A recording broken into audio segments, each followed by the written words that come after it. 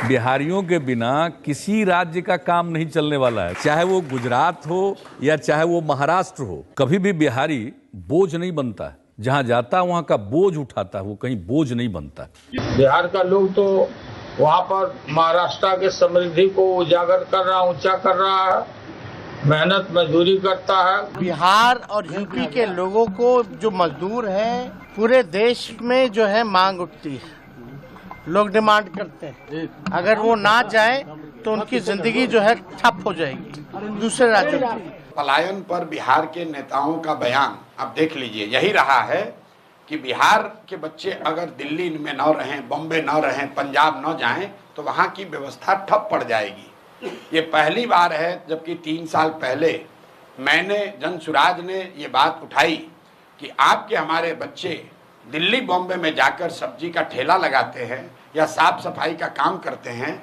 Tempo auto चलाते हैं।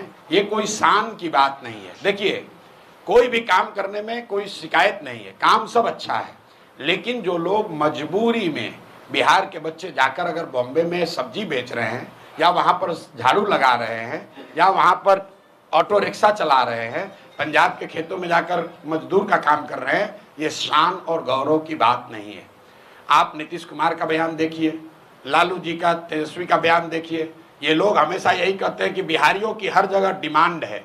मेरे भाई, बिहारियों की हर जगह डिमांड नहीं है, हम लोग के बच्चे मजबूरी में जाते रहे हैं और पलायन बिहार का सबसे बड़ा अभिशाप है। ये शान की बात नहीं है। शान की बात तब होती जब हम लोग यहाँ पर सब्जी उगाते और रेफ्रिजरेटेड ट्रेन से वो सब्जी दिल्ली जाती और तब हम लोग कहते कि अगर हम लोग से उलझोगे तो तुम्हारा खाना पीना दाना बंद कर देंगे। तो पलायन की बात उठाई है हम लोगों ने, क्योंकि गांव-गांव में जाकर देखा कि इसका आर्थिक सामाजिक कितना बड़ा इसका नुकसान है। आप जरा इसको दूसरे तरह से समझिए। मध्यम वर्गीय परिवारों में किसी का पति 10-15 दिन बाहर चला जाता है तो लोग कहते हैं भैया 10 दिन से इनका पति बाहर है।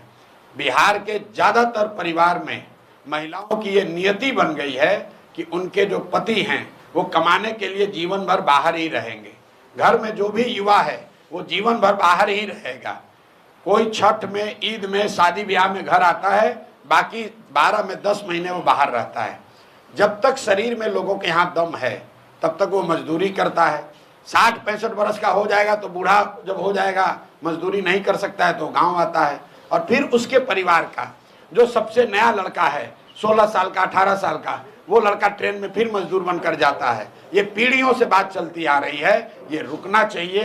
पलायन का दर्द सबसे बड़ा दर्द है, इसलिए जनसुराज ने इस मुद्दे को उठाया है। सिर्फ मुद्दे को उठाया नहीं है, इसका पूरा प्लान दिया है कि कैसे 1 साल में 50 लाख से ज़्यादा बिहार से बाहर रहने वाले मजदूरों को वापस लाकर यहीं पर रोजगार दिया जा सकता है।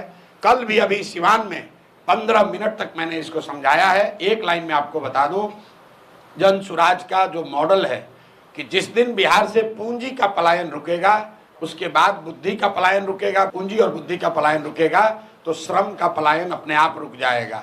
बिहार से हर साल सिर्फ लाखों बच्चे मजदूर बनकर नहीं जा रहे हैं, करीब करीब 2.5 लाख करोड़ रुपया पूंजी का पलायन हो रहा है, जो बैंकों के जरिए हम लोग का पैसा दूसरे राज्यों में जा रहा है। उसको रोकने की जरूरत है। वो जब रुकेगा तो जो समझदार लोग हैं, पढ़े लिखे लोग हैं, स्किल वाले लोग हैं, उस पैसे का इस्तेमाल करके वो यहाँ पर रोजी रोजगार की नई नई व्यवस्था शुरू करेंगे और उससे यहाँ पर श्रम का पलायन अपने आप रुक जाएगा। 1 साल में जनसुराज का वादा है, 1 साल में किसी भी व्यक्ति को मजबूरी में, अंडरलाइन कर रहे हैं, मजबूरी में, स्वेच्छा से जाना चाहते हैं जाइए, लेकिन मजबूरी में अपने बच्चों का पेट भरने के लिए हरियाणा, पंजाब, दिल्ली, बॉम्बे जाने की जरूरत नहीं पड़ेगी। 10-12 हज़ार रुपए का रोजी रोजगार का अवसर बिहार में ही उनको करके दिया जाएगा।